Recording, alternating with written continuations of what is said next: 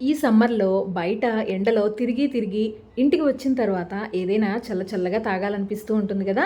బయట బండి మీద అమ్మే సుగంధ కటోరాని ఇంట్లోనే చాలా సింపుల్‌గా అది కూడా చాలా టేస్టీగా ఎలా తయారు చేసుకోవాలో ఈ వీడియోలో చూపిస్తున్నాను. దీనికోసం కటోరాని కొద్దిగా గిన్నెలో పోసుకొని మునిగే వరకు వాటర్ పోసి 4 గంటలు గానీ, లేదంటే నైట్ అంతా గానీ నానబెట్టుకోవాలి. తర్వాత సబ్జా గింజలు కూడా కొద్దిగా నానబెట్టుకోవాలి.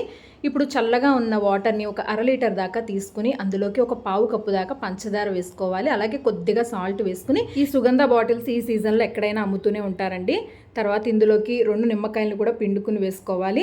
తర్వాత ఒక పెద్ద గ్లాస్ దాకా సోడాని కూడా వేసుకుని సుగంధాన్ని ఒక చిన్న కప్పు దాకా వేసుకుని మొత్తం అంతా పంచదార అంతా కరిగే వరకు మిక్స్ చేసుకుని ఇలా ఒక దాంట్లో సబ్జాలు ఒక దాంట్లో కటోరా వేసి మనం తయారు చేసుకున్న డ్రింక్‌ని వేసుకుని చక్కగా ఐస్ క్యూబ్స్ కూడా వేసుకుని చల్లగా తాగితే చాలా టేస్టీగా ఉంటుందండి. బయట కొన్న దానికంటే కూడా మనం ఇంట్లో అప్పటికప్పుడు ఫ్రెష్‌గా తయారు చేసుకోవచ్చు.